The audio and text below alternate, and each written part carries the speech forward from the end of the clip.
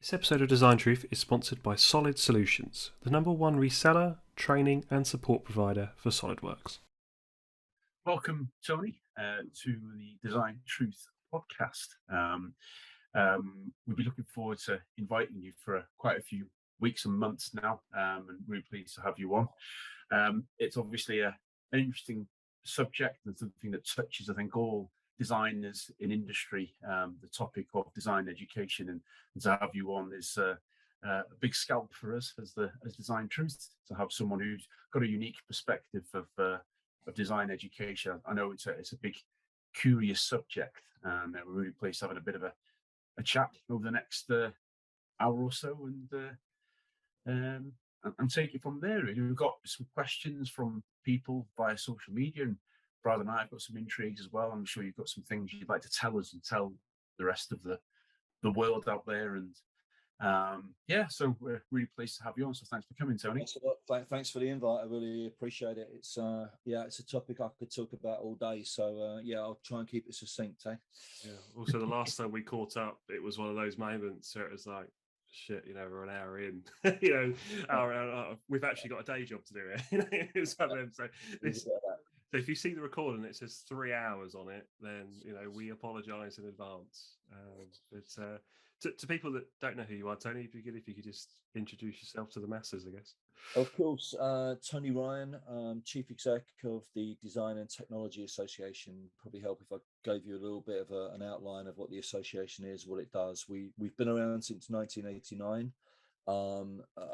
Founded really to look after the subject in schools as it was developing and emerging in schools. It is the newest subject area on the curriculum. It's only been around 35 years, and it's gone through various evolutions along the way. And I think it's fair to say the association's gone through various evolutions as well. I took over 4.5 years ago as chief exec.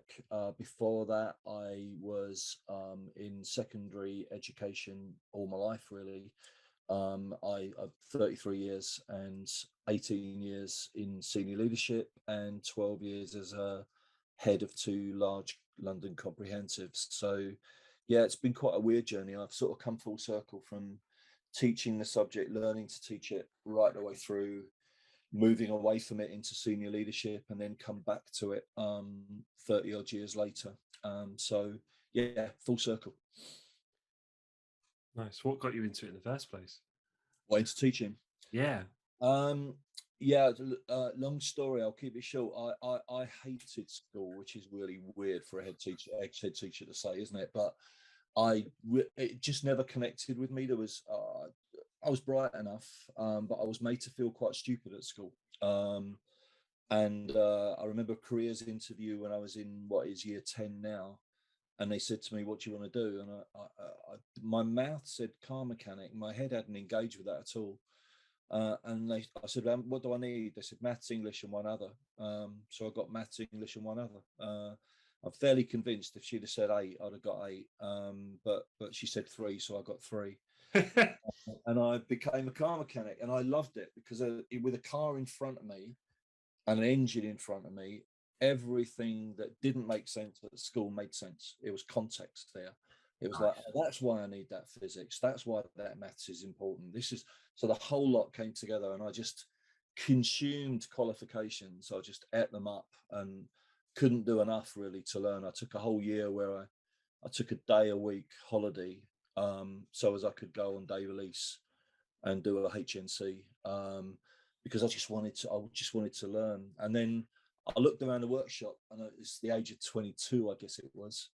And I looked at some of the old boys who were probably only late 30s, early 40s.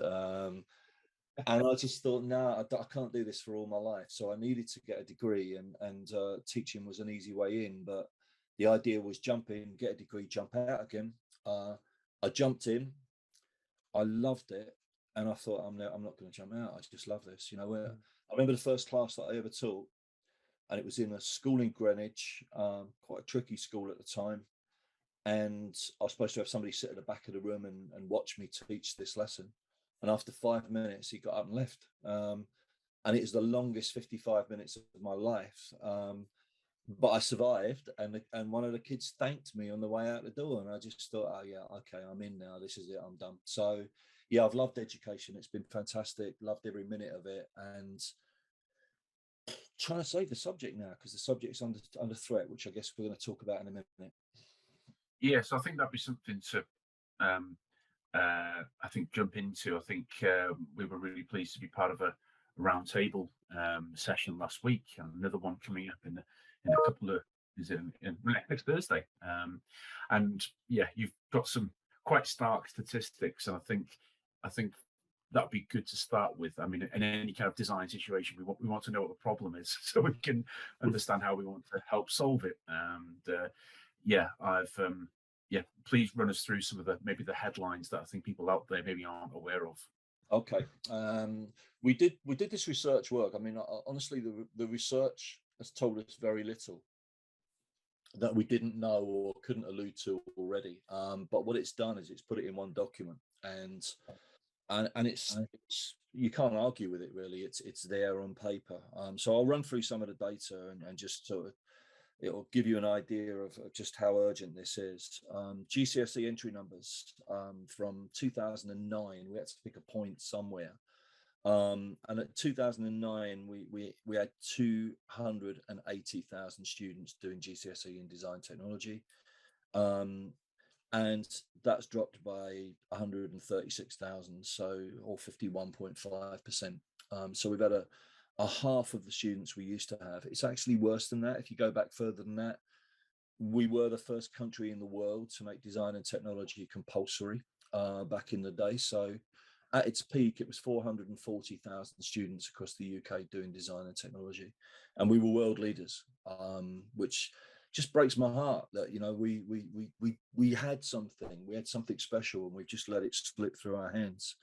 A-level, similar.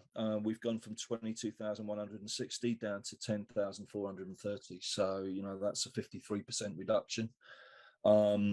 We found that sponsored academies and free schools are less likely to offer design and technology. And that's important to know, is that if you're a free school or you're an academy, same thing really, different names, you've got complete autonomy on your curriculum offer. So you can offer pretty much whatever you like. As long as you can justify it to Ofsted, you can change your curriculum offer. And a lot of schools are opting not to teach design and technology for all sorts of reasons, which we'll touch on later. Ironically, in the independent sector, I don't think it's ever been so strong. And that's worth examining. What is it about the subject that hasn't got a stigma in the independent sector, but is looked upon as being vocational and low grade in the mainstream sector? And it's the same subject, so I'm not quite sure what's going on there. GCSE particularly low in London. There's one borough that's only 4% of kids in that borough. Probably shouldn't name the borough, but it's one that I used to teach in, where every school in that borough used to teach design and technology, but now only 4% of kids are doing any qualification in it. The Northeast, Yorkshire and the Humber, I think all of that is leading towards technical qualifications, nationals, BTECs. They tend to lead better towards perhaps apprenticeships. So in those parts of the country, I can understand that. We've got some areas of the country that are really strong: Southwest, East Midlands, East of England, Southeast, all above national average. So there is some good news. We have less than half the number of teachers specially trained to teach design and technology that we had in 2009. And that's a big issue now, because a lot of schools are saying, the school leadership saying, we want to teach the subject, we actually see the value of it, but we just can't find the right leadership. And if we can't get the right leader into the subject area, the results will be awful. So therefore we can't deliver it. And then the other bit really is that overall, the picture is there is nothing in the data that suggests any of this is going to change unless we do something fairly dramatic to shift the direction. So we haven't got another 10 years to fix this. We've probably got 4. At that current rate of decline, as looking forward, what if you were to kind of paint a picture of 5 years' time? What would you say it is by the current state of that, and then also potentially the follow on through then to university education or tertiary education? we'll be down to, if we carry on at the current rate of decline, in 5 years' time, we'll be down to around 60,000 entries at GCSE. And we'll be down to an A-level entry of somewhere in the region of 6,000-7,000. That's pretty much aligned with something like photography. And so we'd be marginalized on the curriculum, and you're going to get less kids coming out of school with some of the skill sets and some of the core knowledge that they might need to go on and do certain qualifications thereafter. Yeah. One of the issues, to be honest, Win, is even when there were qualifying subjects in for degree courses, you would have thought that design and technology might be a qualifying subject for industrial design, for example.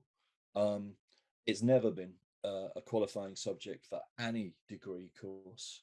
And the reasons given for that are that if you got maths and physics, then we can teach the design bit in the middle. And I sort of get that, but I also, you know, what people will then tell you offline is, yeah, but the kids that have done design and technology actually do arrive with an advantage.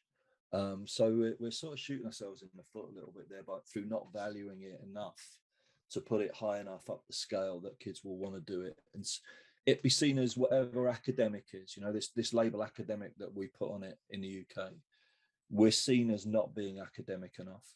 Yeah, just to jump in there, two things. There's one of them is that because maybe an outsider perspective, but if it's not valued early on, does that knock on to why people go, well, no one understands the value of design? You know, it's that whole kind of, if people in that classroom setting, they're not exposed to it, so therefore, you know, as their careers develop in business or whatever, they equally don't have that value of the profession. And secondly, what kind of impact, whether you've got data or it's just opinion, but are those declining numbers starting to impact things at a university level where, you know, could we start seeing courses closing down because they can't get the numbers through the door, or actually are on that front things still okay with the student numbers at in that kind of university level? My impression is at the moment things are okay. Yeah.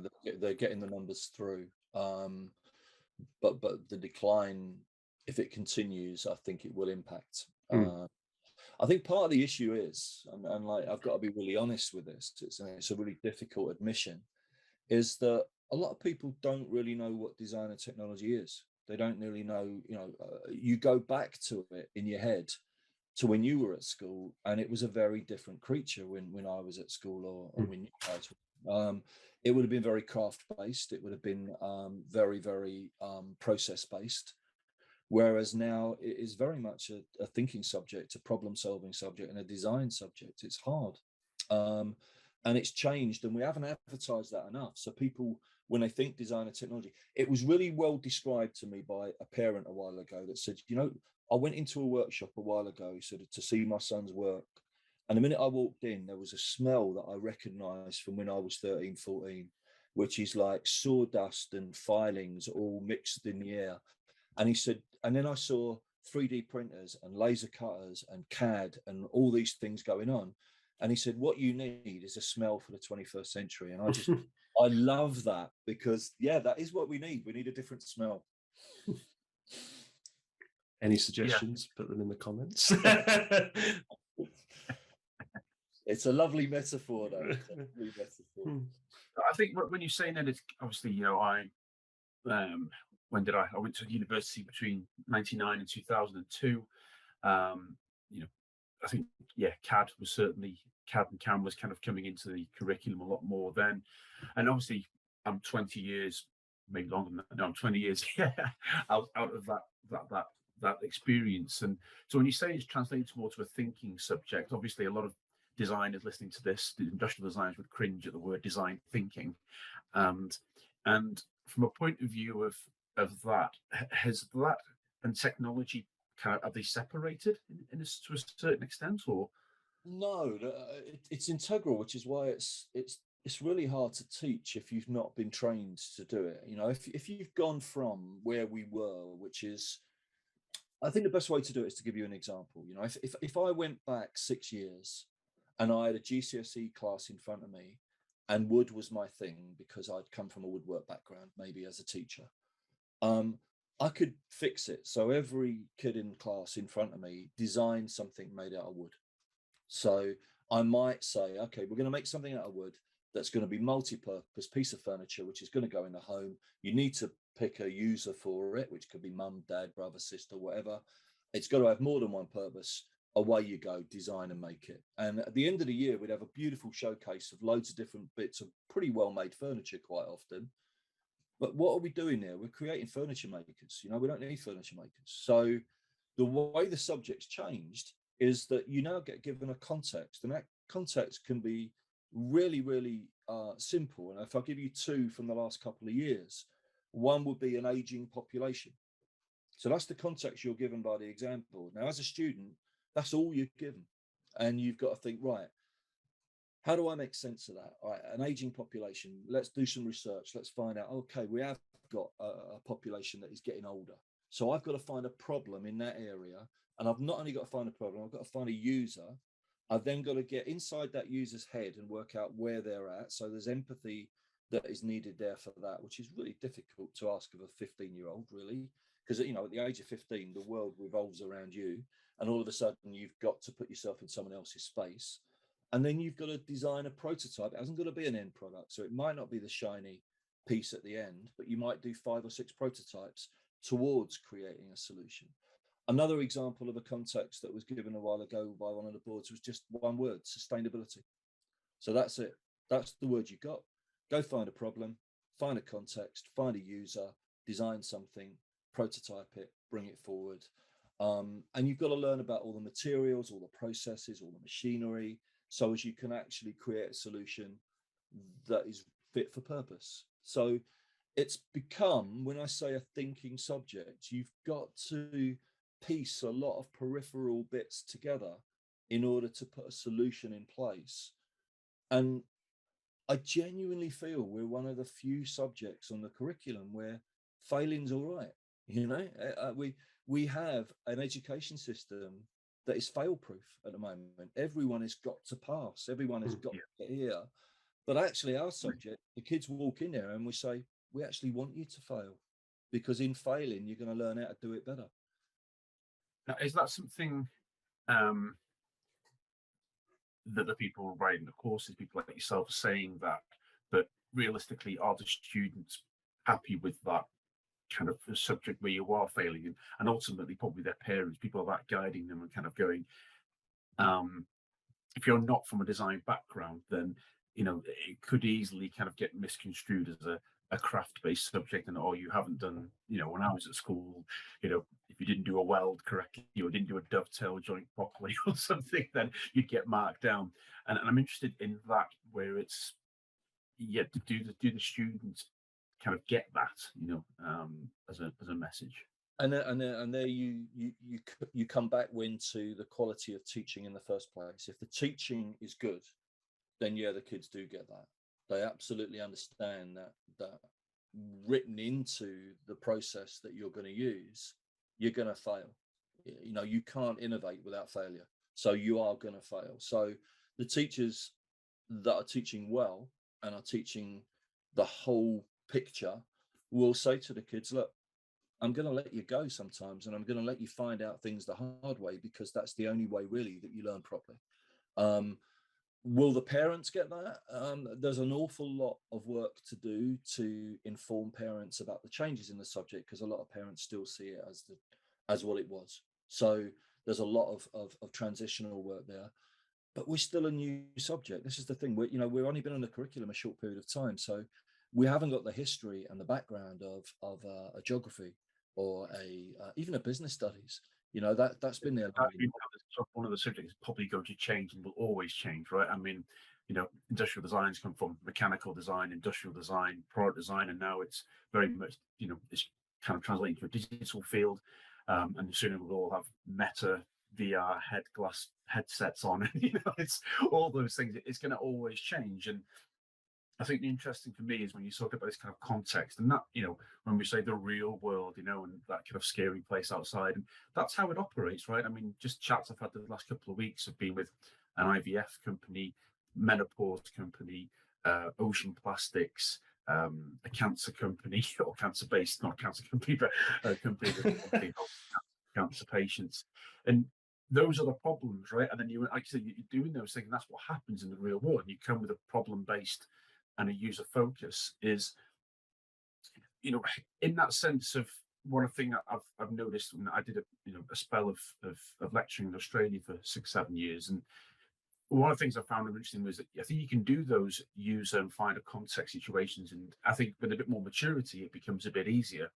But it often comes down to you assessing that one person, and I'm just wondering whether or not there's ever a scope to think about kind of, I don't know, rewarding people for collaborative parts of those skills, because that's essentially what you're looking at in industry. Is not one designer can ever do a design on their own. They can't. It's virtually impossible in this day and age to do industrial design, UX, UI, some mechanics, some electronics. It's just, you can't do all of that. So I'm just wondering whether or not that's something as well that, in that kind of problem-based kind of context, that could be developed as well.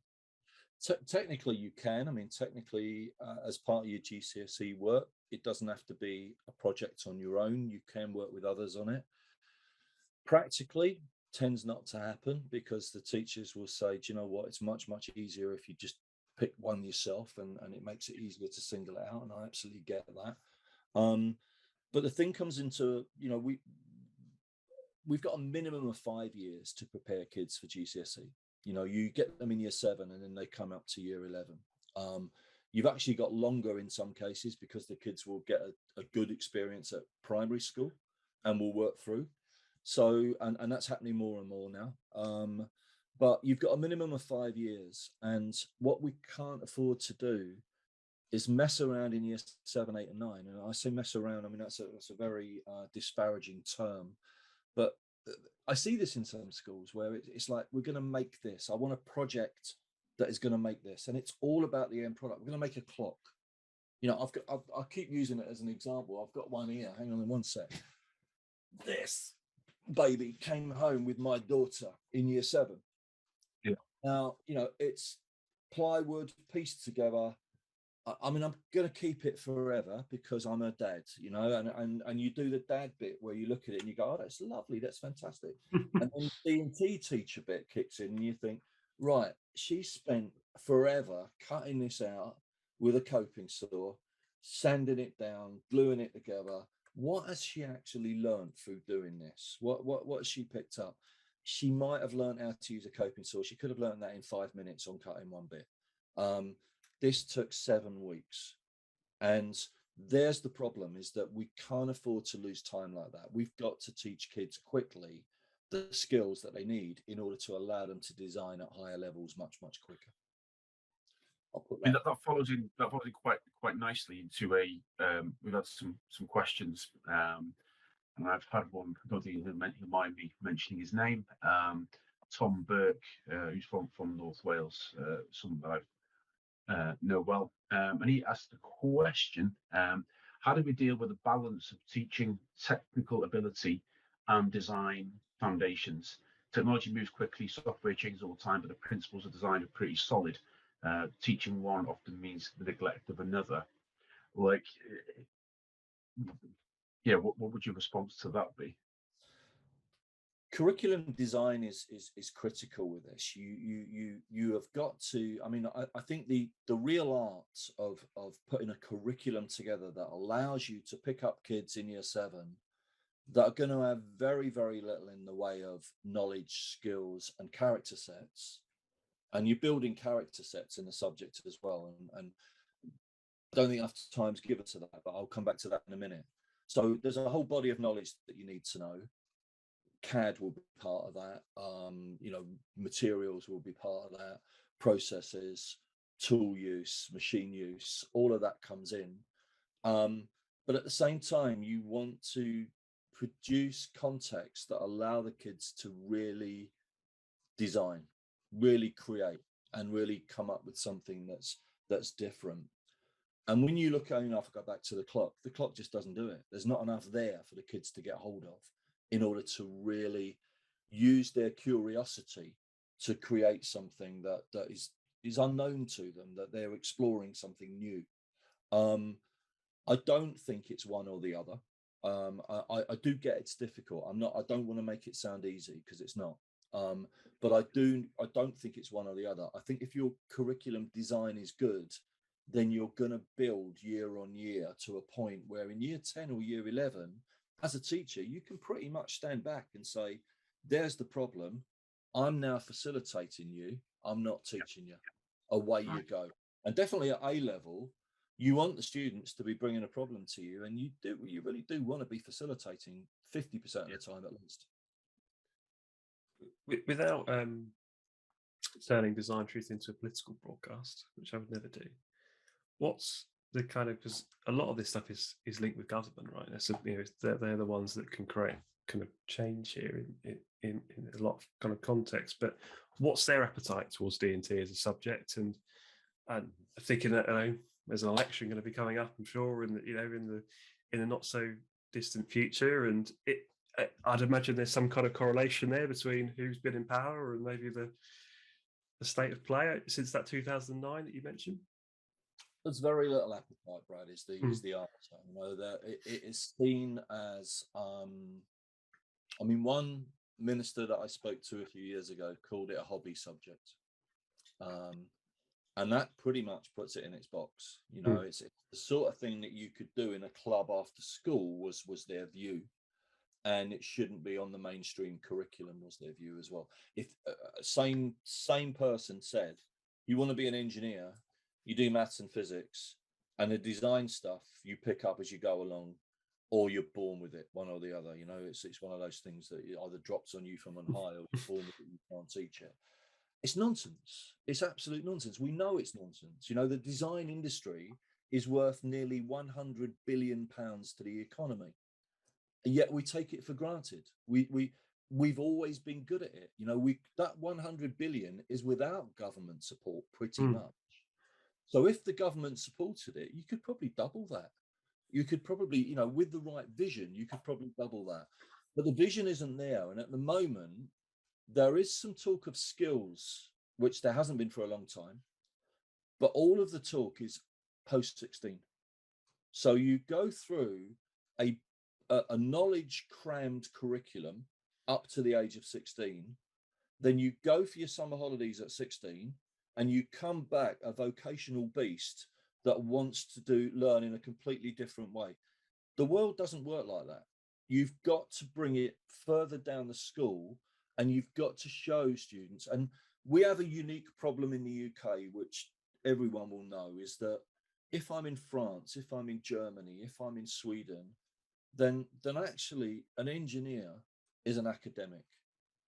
But in the UK, an engineer means somebody with overalls and greasy hands, and it means lower level to some people on first glance. And that's a unique problem to the UK. And that problem sits into government as well, where they think that it's at technician level only, and actually it's much, much bigger than that. So long answer, but the short answer is there isn't much appetite for it at the moment. I think there has to be. The skills shortages that we've got in certain sectors at the moment are only going to get worse unless we really start tackling it at an earlier level. And I'm not saying, I want to make this clear, I'm not saying the whole purpose of school is to turn out the next generation of engineers, designers, whatever it might be. The whole purpose of school is to give students a broad education that allows them to then thrive in life. Now, whatever you do in life, an appreciation of design and an appreciation of technology and an appreciation of how that technology touches you as a person is a thing that I would say is an essential now. It's not a nice to have. And I think there's your answer of why it is a must have in the independents. If I'm paying £35,000 a year for education, this isn't an after school club. This is on the curriculum, and I want my son or daughter to have it. If it's good enough for those kids, it's good enough for kids that are from a council estate in Acton. And that's the issue that I've got, is the disparity between the two was always wide, but it's getting wider. Do you think that just thinking about our internship pledge and things like that, do you think the infrastructure currently in school education is effectively set up to intentionally or unintentionally or whatever, but effectively, if you're born into money or you have money, you can succeed in design? But if you're not, unless you're incredibly talented, you just I'm not going to get. Yeah, You're not going to pursue a career in design. It's if, impossible. if you're looking at, I've been in the room with 40, 50, 60 designers on many occasions in my job. I've never asked the question, but if I had asked the question, how many of you have come from a real working class background where you've had to fight your way to get here? You're probably looking at less than 10% in that room. The rest are pretty middle class and have come through a certain sense, and predominantly white, and predominantly male, and predominantly male. And what some companies are starting to realize is it will always be that way unless you actually change your recruitment, unless you look at things differently. And we have got some really enlightened companies now that are joining us as part of our blueprint program, where they're coming to us and saying, get us into schools that we wouldn't normally be into, because we want to talk to a more diverse audience, because kids will switch off. I mean, the research says that girls switch off at primary school. At a very young age, they decide engineering's not for me. So if we haven't got in and made them see how attractive it can be as a career very early, by the time they're 12 or 13, it's too late.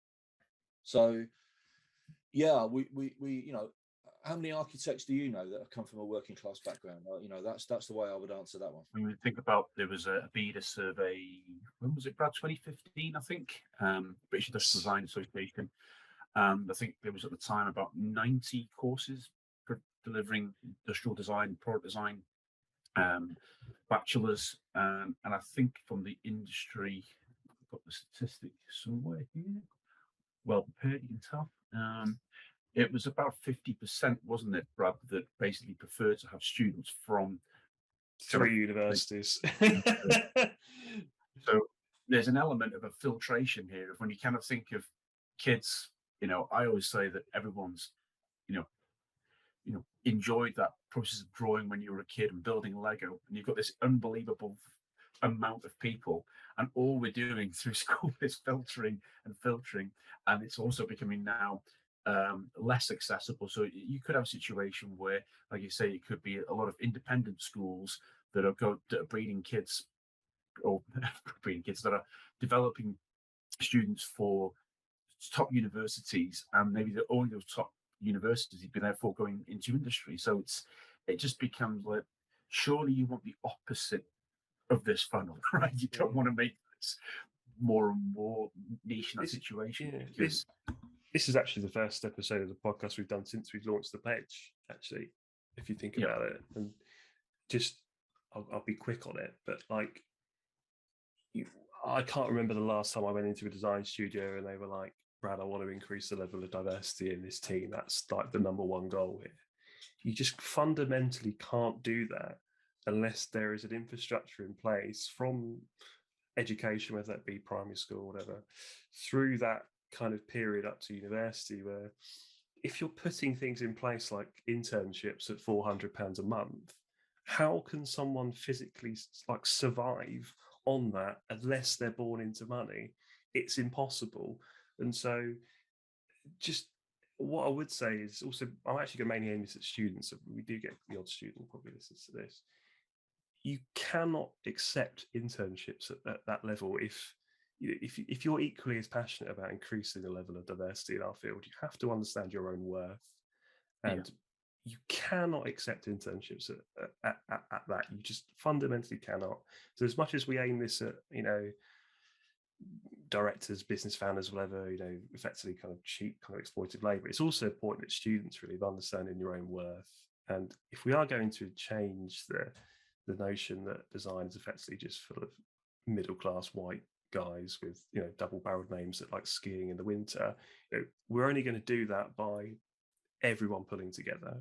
And that's just my one kind of, I was up at Design Council talking about this the other day. It's something that we're really, really passionate about here, and we're only going to do this if we pulled together. And I suppose that's similar. I'll kind of go full circle. It's similar to the piece around kind of D&T. Industry has to get involved in this, I'd imagine, Tony, to help with this, declining numbers. If it's not going to come from government, if they see it as a hobby subject, how can industry get involved and turn things kind of full circle?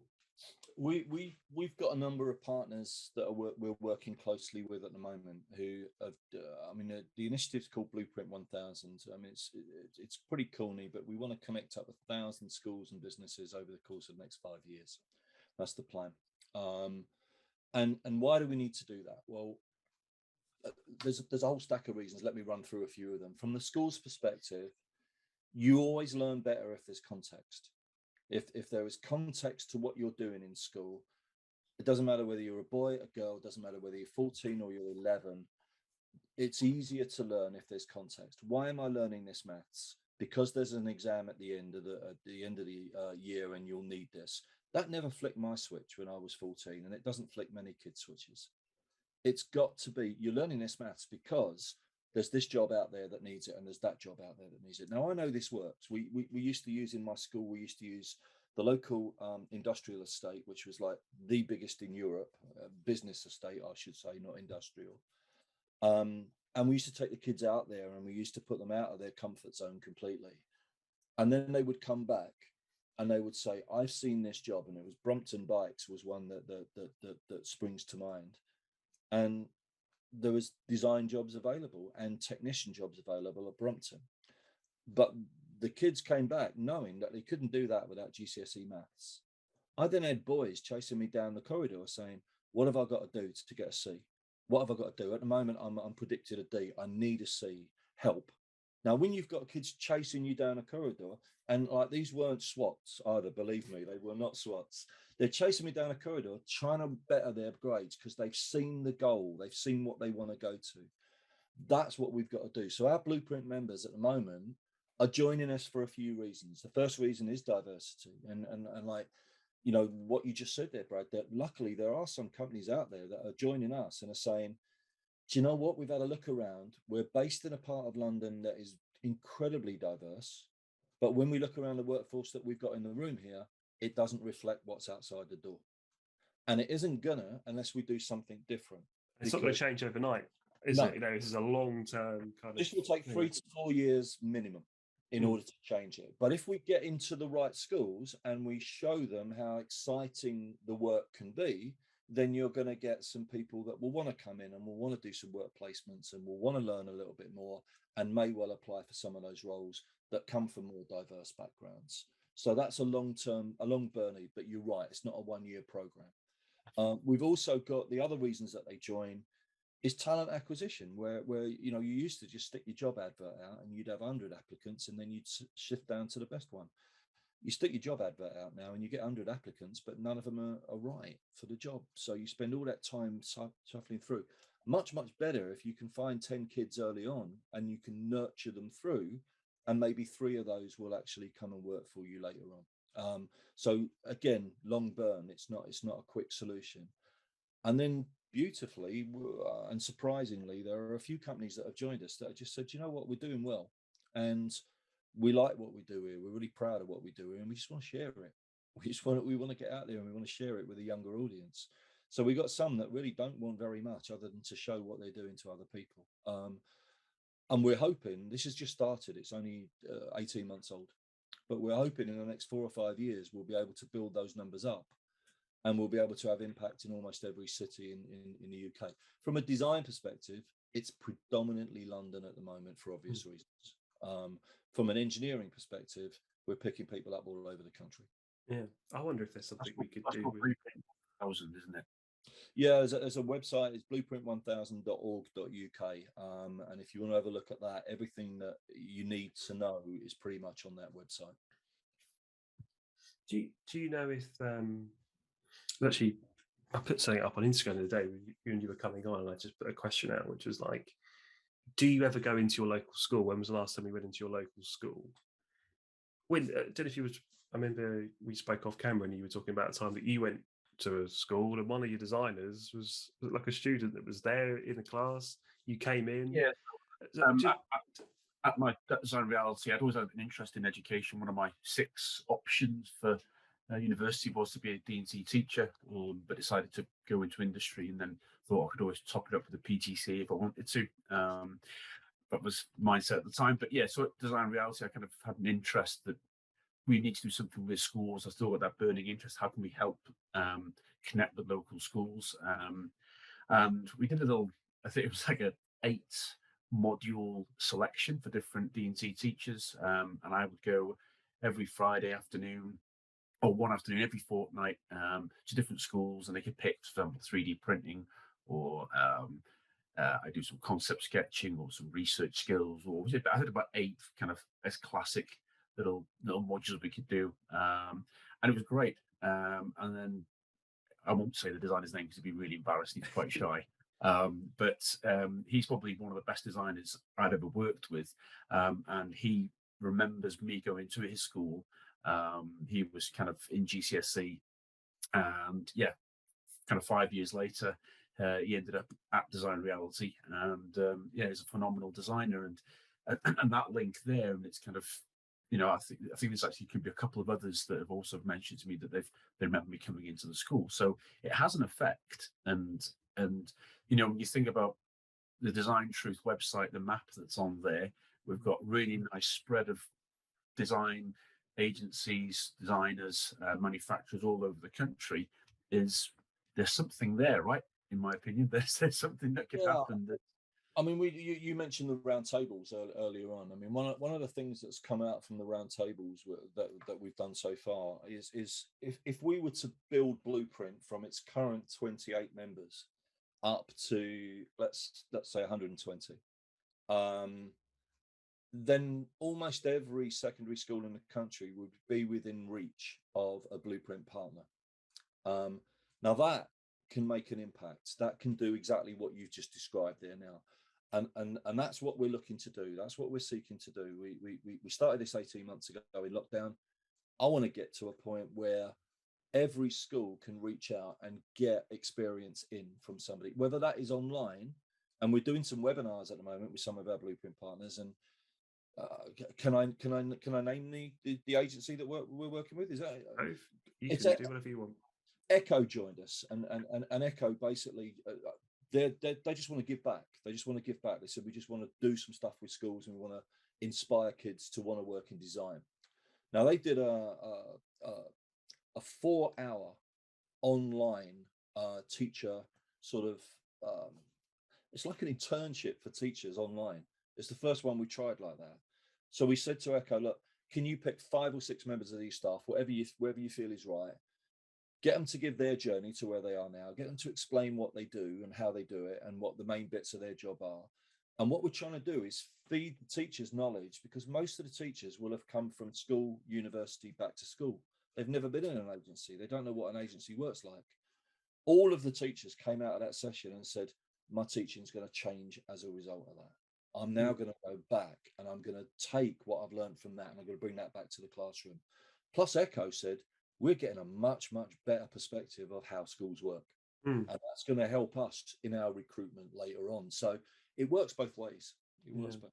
I wonder, obviously, we'll probably talk about this. Obviously, we're not recording a roundtable next week, but I wonder if things could be put into employment contracts where it's like, you have to spend time going into your local schools, where companies say that, if you're employing a designer into your business, it's like once a month, once a quarter, you have to go to your local school. And it seems like that at scale, that's the thing, it's at scale across the country. That is what could turn this around, in my opinion. It's at scale, and what we can do, which is really, really essential, is that schools are notoriously difficult places to communicate with. They're almost built that way. And if you're outside, we talked to one guy who runs an agency, and he said, I went and knocked on the door of my local school. They sat me down in reception. They left me waiting there for over an hour. And then finally, the head of careers came down and said, oh yeah, we've got a careers fair next July. We can give you an hour on the table with year 10. He said, that's not what I'm offering. What I'm offering is I'll come in and talk to your students. I'll take students into my studio and I'll show them, oh no, we don't do any of that. Now, you need somebody in the middle to connect the two sides up, because they don't connect automatically. So when you join us as a Blueprint member, the first thing we do is, great, you're in, brilliant. All right, there's a cost attached to that, 3,750 quid. That 3,750 allows us to do all of the interim stuff. So we sit down and we say, okay, in 12 months' time, what does success look like to you? What do you want to do? And they might mention diversity. They might mention that they want talent acquisition to be part of it. They might want to run a competition that is going to go across a set number of schools in their area, whatever it might be. We then put that on paper and we then work out how we're going to deliver that and what schools we're going to reach out to make that work. And we go in through the design and technology department. So it's the head of design and technology we contact. We've got an agency that wants to work with you. This is what we want to do. Can you help us with that? And they'll either say yes or no. If they say no, we move on to the next school and we line it up. But the agency's got to do nothing. We do all the work. We connect the whole thing together. All they've got to do then is be willing to work with us to make it happen. And that cost is probably down to, I don't know if you guys get external support. I think I've read that you have to run as a business really, because we have to run just don't. Yeah. No, we don't get any government funding at all. Everything that we do, we have to. Now that 3,750 basically means that we do all the groundwork on that. So if there's any safeguarding to be done, we do that. If there is a connection or a curriculum project to draw up as part of it, we'll draw the curriculum project up. If what they want to do is they want to do webinars, we'll host the whole webinar, we'll set the webinar up, we'll make sure the teachers come into it, we'll work with the agency to make sure they're fully prepped for the webinar so they're not going in cold. The whole work is done. And we're not for profit, we don't make money, we just need to break even, that's all.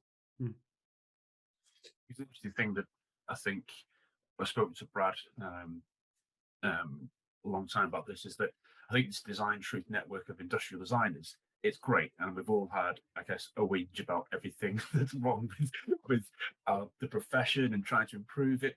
And I think that's been great over the last kind of 18 months, 2 years. I think the real power of Design Truth and that industry group of designers now is getting working with other networks, right? And I think you've got another network then of a whole load of design and technology teachers that are out there. And I think that's where it gets really, really powerful. It kind of multiplies the effect. I think that's really, really interesting. And then, I think about something you said right at the start is that, I think, which one of you, either of you said it, but it was that if we want to try and improve the value of design, that everybody else understands the value of design, it's important that the non-designers understand the value of design. Because if they're not the ones who end up being designers, they can go, oh, we did this subject at school, it was great. We solved this problem that had never been solved before for a group of people who really needed this problem to be solved. And that's the center of entrepreneurship, right? and from that perspective, you can build businesses around it. I mean, there's a chap called Dyson who's done that quite well. And it's kind of going, how do we therefore, develop people to understand that value of design, because they might not just be designers. And I think that's in essence helps, because what we've got at the moment is kind of pure economics. I've never seen demand for design as much as I've seen now. It's bonkers, whether it's industrial, digital, or everybody wants designers, but then we've got a crisis of supply. So, that's the nature of where we're at. So that's got to be improved, the pure economics of that. Looking at the heart of the subject, I said earlier on, we're not there to create the workforce of the future. That's part of what we do, and I've never shied away from that as an educator. I've been criticised sometimes for saying that, and I don't know why. I've never understood that. If part of the job of education is not to prepare people for the world of work, what's something missing there? But for me, that's always been part of it. But there are going to be kids that at 13 decide that that's as far as they go with design and technology, and they walk away from it. At the very least, I want them to be the pickiest of consumers. I want them to walk in and go, I'm not buying that, because in 2 years, that's in landfill. I'm not having that. Or I'm not gonna, I don't need another t-shirt. My daughter, she wears everything secondhand because she said it's better made, it's more stylish, and it's not going to end up in landfill. I can do it. That generation are aware that my generation has created a massive problem for them, and they want to be part of the solution, not part of the problem. And design and technology gives them, it empowers them to be part of the solution. And that's underrated because, if you're 15 years old and you feel that there's a massive issue out there and you can't do anything about it, that is completely disempowering.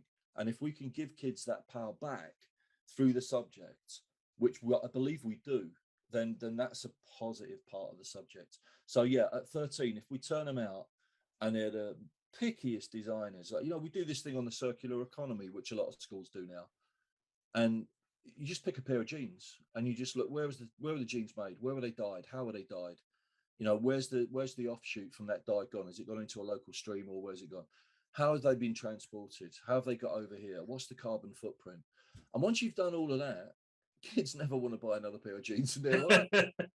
It's like, unless I know that it's been made within 20 miles up the road from me, I'm not interested in it. Now that's mad, but it makes them think differently about things that are important. I've got a question for you to be intrigued around, I guess, what we classically call subjects. And like, I think if I'm correct, that Finland they've rethought education where they don't necessarily have the subjects, and that you have a problem. And like you said before, if you've got a problem that, like you said about your car engines, right, is that you learn physics, you learn maths, you learn various things because you're centered around that problem, and that design becomes, I guess, that facilitation of learning other subjects. And like essentially kind of memorize all these things, these other subjects, where essentially now you can Google anything, right, and you can get those information. I guess the question I'm asking deeper is, are there leaders, other countries that we could kind of go benchmark and kind of say, when you said when we started off and there was 400,000 students and it was compulsory 30 years ago, and now we've got to the state where we're at, can we learn from other people, other countries rather, about best practices? I've taught over my years. I've taught A-level, I've taught GCSE, I've taught the IB as well.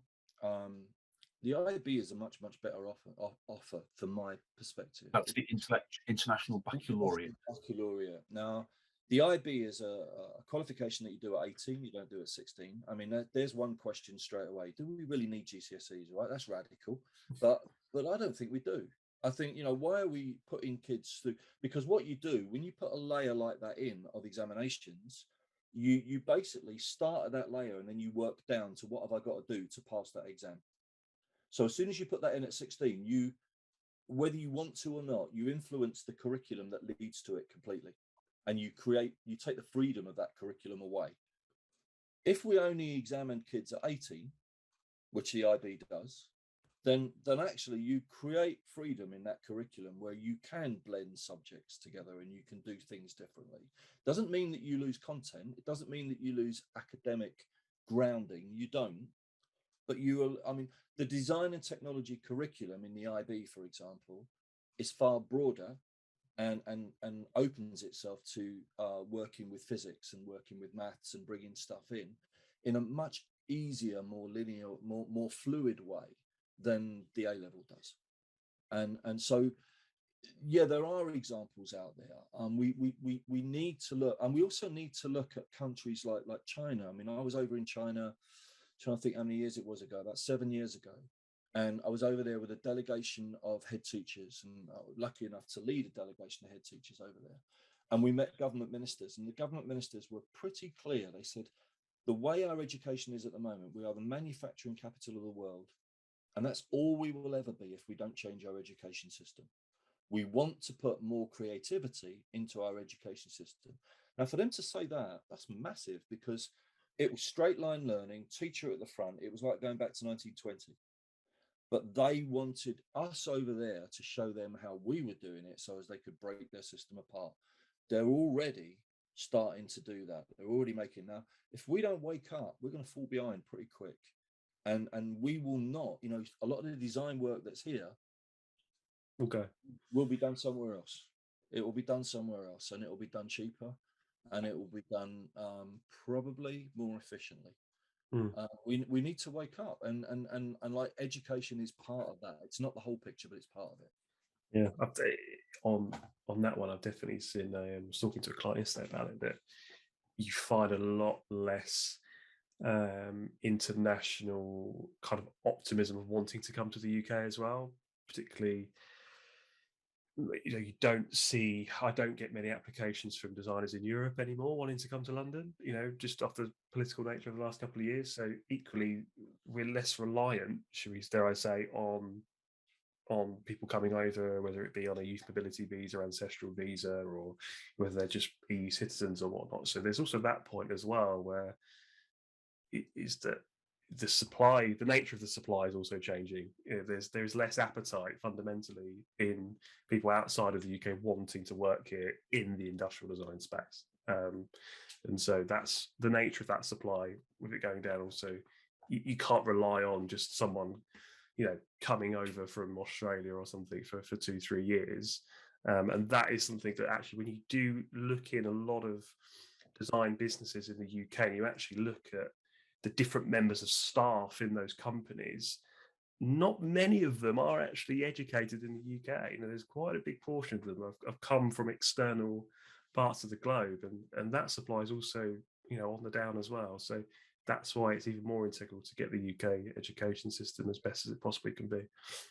It does work though, bro. I mean, I've probably painted a pretty negative picture there, but you know, there are schools, and like, you know, I did one of our podcasts earlier this week, and it was a student from the Dyson Institute that I had on the podcast, and she did design and technology A level, and she said, you know, it was only design and technology at A level that made me realize that there were certain bits of the maths that I was doing that actually transferred really easily, and huge chunks of the physics that transferred over. And she said, I really started to blend my learning at sixth form in a way that I'd never done up until the age of 16. So it does work. And like, I don't want to paint a picture that it doesn't happen. It does. I want to stress in that. I mean, there is a danger with all those stats that we started with, you know, that you dig yourself a big hole that you can't see out of. Yeah. And I am one of life's eternal optimists, and I refuse to be beaten by this. You know, this subject really matters. We've got to do a number of things. One is we've got to train the workforce to operate collectively at a higher level. You know, part of the issue is they've not been trained for a while. As somebody said earlier on, the subject changes constantly because the technology outside changes constantly, and that feeds into our subject straight away. So if I'm teaching a mainstream curriculum subject, I could probably go 5 years if I'm teaching geography, and I wouldn't lose too much. But if I go 5 years without any external training in design and technology, I'm way behind the curve. And that's part of the issue. So there are things that we're going to do, and there are things that we can do that will actually solve this. I think we need to get more research into the subject. We need to prove, you know, when we say problem solving is one of the things that the CBI and others put at the top of their list of what they're looking for, problem solvers. We quite openly say design and technology produces problem solvers in a way that nothing else does in the curriculum. Well, let's prove that. Let's do some research and absolutely prove that, so as we've got something definitive to fall back on, because we haven't got that at the moment. So yeah, I don't want to paint a completely negative picture, because the subject's not dead. It is it's got a big bleed, and we're in trouble, but it is we're rescuable, and I think we've got probably 4 years to do it. What I would say to anyone listening to this that is listening to it and thinking, well, just imagine a world without design and technology. Would we lose anything? Would there be, you know, would you look back in 5-6 years time and think, oh, I wish I'd done more to save that? And that's my nightmare. You know, that my nightmare is, I'm 59 now. If I'm still working when I'm 66, something's gone wrong. So in that time, I want to make sure that we put the subject on firm groundings. I don't want to look back at 66 and think, could have done more. There's actually much more we could have done. We could have been braver. I think we've got to be brave now if we really value this subject. We've got to make a move now. We've got to do something big. Yeah, we had lots of just looking on our Instagram, we had lots of messages from people that work in industry, and we just put a question out, which was like, what are your early memories of design education? And quite a lot of them were like, had a great teacher, inspired me to pursue a career in industry. So lots of kind of positivity around it. There's lots of nostalgia, isn't there? I think when people look back on design education. So I completely agree with you. It's like trying to kind of make sure that's still there and it's not doom and gloom, as you say, and it's making people kind of look back with go on, sorry. I think it's one of the things that I think Jude Pullen put it last the other day. Like, of all the subjects you can show off in a secondary school, design technology is such an exciting, fun subject. I think that it's a subject like no other. And I think the fact that, you know, visually the prototypes, all the activity you can have in there that can be used to attract students. It's such a fun subject, and I think that's the type of thing that I think we all hark back to. Every person we've had on this podcast has talked so favorably about the design education, and I think that's a thing that we've got to keep at the core, and I think try and make sure that everyone remembers that, and I think that hopefully that inspires designers and people listening to this to get involved in this campaign, I guess. Engagement's never been a problem with our subjects. You know, our primary membership base is growing out of all proportion at the moment. You know, a few years ago we had 3,500 primary members. We've now got over 27,000 primary members. So at primary school level, they're realizing there's a little bit more flex on the primary school curriculum because they haven't got that, or they've got SATs, but they haven't got those exams at the end of the day. So they've got more room to play with the curriculum and do things. And they find that once they introduce design and technology, it teaches maths in a way that they would find difficult to teach in a maths lesson. It teaches physics in a way that they would find difficult to teach in a science lesson. And the primary teachers are a joy to work with because they're so enthusiastic once they start teaching it. The kids love it. I love it. Everyone's having a great time. And look at all that we're learning. And then at secondary level, that's happening in some schools, but in some schools we're beaten. And I understand this completely. You're beaten by the pressure to get the results, because without the results, the GCSE results and the A-level results, you're really at risk with Ofsted. So you've funding and, you know, etc. It's all linked, isn't it? A whole lot tied in. So from the minute you arrive as a secondary teacher, you're under pressure to deliver those results and deliver them. And you know, one of the things that we haven't talked about, and I'll talk about it very, very quickly. I have got the option, if I want to, of switching to art and design, calling it design and technology, soft design and technology, and doing an art and design examination at the end of it instead of a design and technology examination. Now, why would I do that? Well, I haven't got all the core that I've got in design and technology, the materials, processes, machinery, etc. All of that's gone. So all that core content I haven't got to deliver, and I might not be comfortable with it if I haven't trained in it. And then the exam in art and design is 100% coursework. So I've got no exams at the end of it. So it's easier to get higher grades. So if I'm under that pressure in school, I understand that some people will go to that. But what's happening in schools is we've got art and design being delivered in design and technology, and we've got art and design being delivered in art and design. And then it only takes a couple of years before the governors go, why are we delivering the same subject twice? Let's drop one and save 250,000 quid. And that's what's happening. That's what's happening in schools, is they're dropping, and when they drop one, it's always design and technology because it's the most expensive.